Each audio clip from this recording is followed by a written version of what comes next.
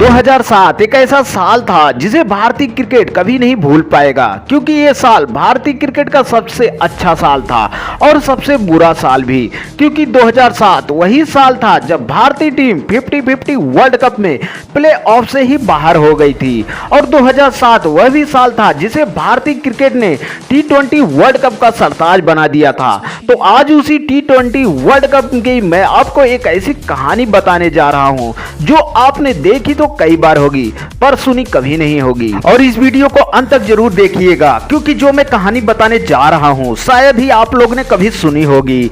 तो इस मैच को कोई कैसे भूल सकता है जिसमें इंडिया ने पाकिस्तान को ऑल आउट में हराया था।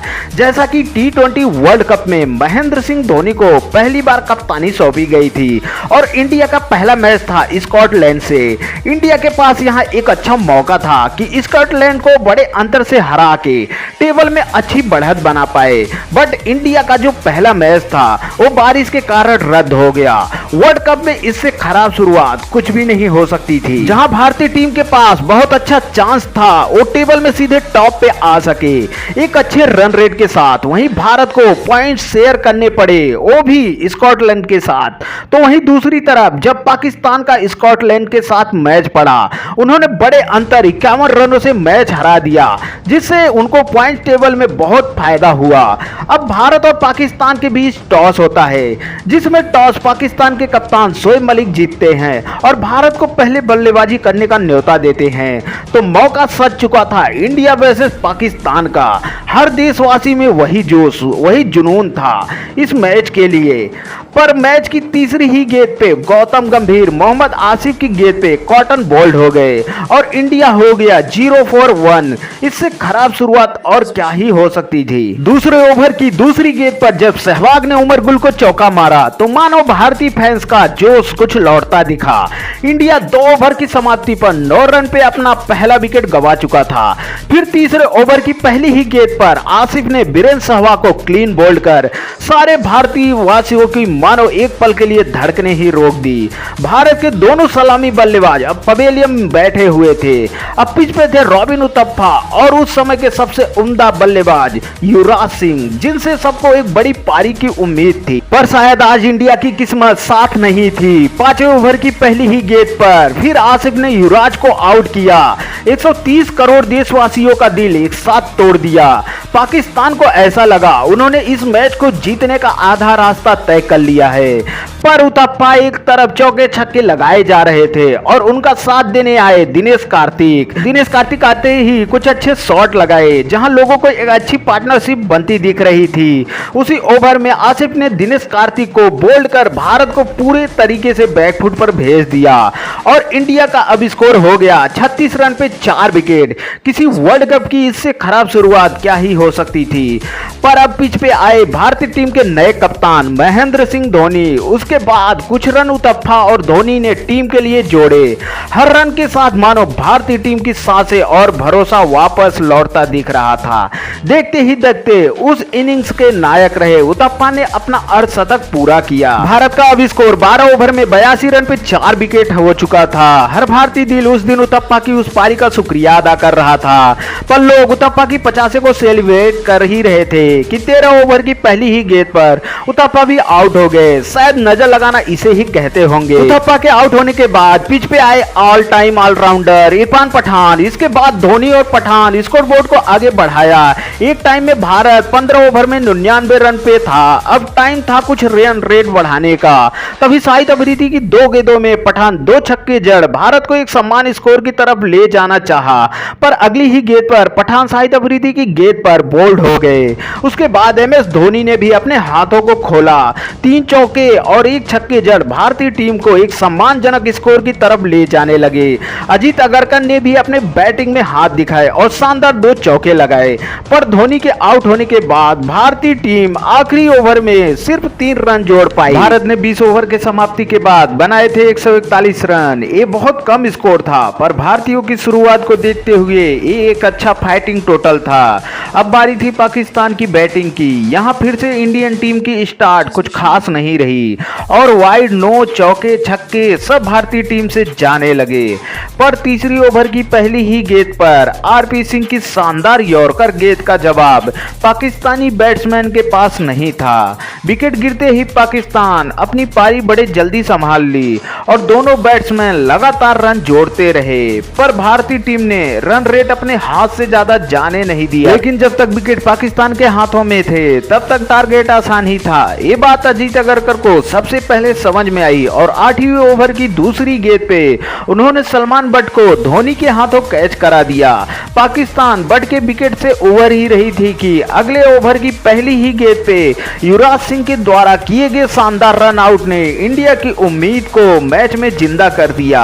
मैच अब बराबरी पे था, पर उसी ओवर के 5वीं गेंद पे इरफान पठान ने यूनुस खान को बोल्ड कर इंडिया की जीतने की उम्मीदों को और बढ़ा दिया।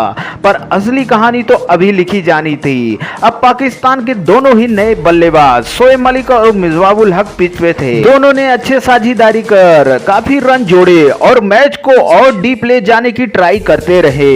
पर फिर से इरफान पठान ने चौथे ओवर की लास्ट बॉल पे कप्तान शोएब मलिक का विकेट चटका भारतीय टीम के जीत के हौसले को और मजबूत कर दिया। लेकिन पिच पे मिसबाह-उल हक अब भी टिके हुए थे। उन्होंने अफरीदी के साथ मिलकर कुछ अच्छे शॉट खेले और अब पाकिस्तान को चाहिए थे 15 गेंदों में 39 रन। पर अगली ही गेंद पर अफरीदी को भज्जी आउट कर भारत को जीत के करीब लाने का कदम बढ़ा दिया था। बट उस ओवर की दोनों गेंद पर मिसबाह-उल हक ने छक्का और चौका जड़ इंडियन टीम के उन कदमों को पीछे ढकेल दिया।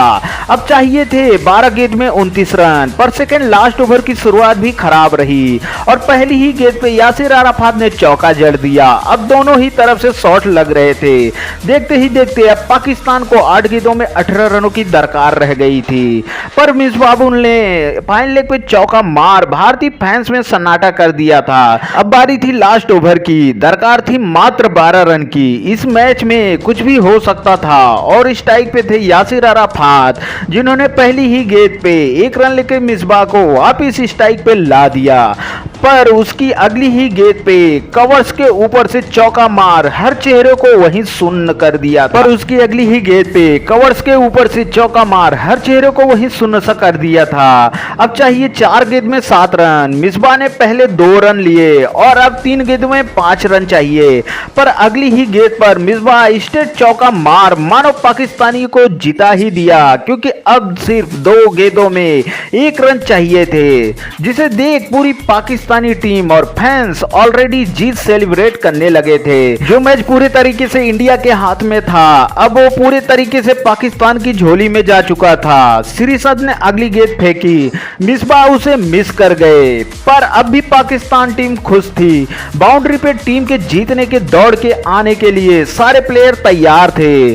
तभी श्रीसंत ने लास्ट बॉल डाली, मिसबाह के बैट पे बॉल सही से आई नहीं और तभी वो बॉलिंग एंड की तरफ भागे। फील्डर ने श्रीसंत को बॉल फेंकी और श्रीसंत मिसबाह के पहुंचने के पहले ही गिल्लियां उड़ा दी और भारतीय टीम और फैंस कुछ इस तरह झूमने लगे मानो उन्होंने मैच ही जीत लिया हो। पर अभी तो बॉल आउट होना बाकी था। अपने पहले ही विश्व कप के मैच में भारत बॉल आउट खेल रही थी, जहां पाकिस्तान की तरफ से उनके 3 बॉलर लाइनअप में थे, उनके प्रमुख गेंदबाज थे, और वहीं इंडिया की तरफ से जो 3 बॉलर लाइनअप में थे उसमें एक ही प्रमुख गेंदबाज था। तो इंडिया से आए हमारे बॉलिंग नहीं जबकि बैटिंग ऑलराउंडर वीरेंद्र सहवाग, और आती ही पहली बॉल सीधे विकेट पे अब पाकिस्तान की तरफ से आए यासिर अराफात, जो 5वें स्टंप के करीब भी गेंद ना रख पाए।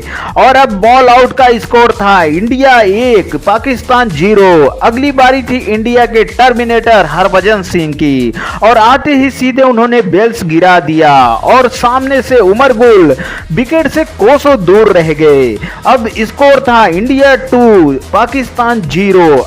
अब इंडिया की तरफ से ओ बॉलर आया जिसे देख सब चौंक गए।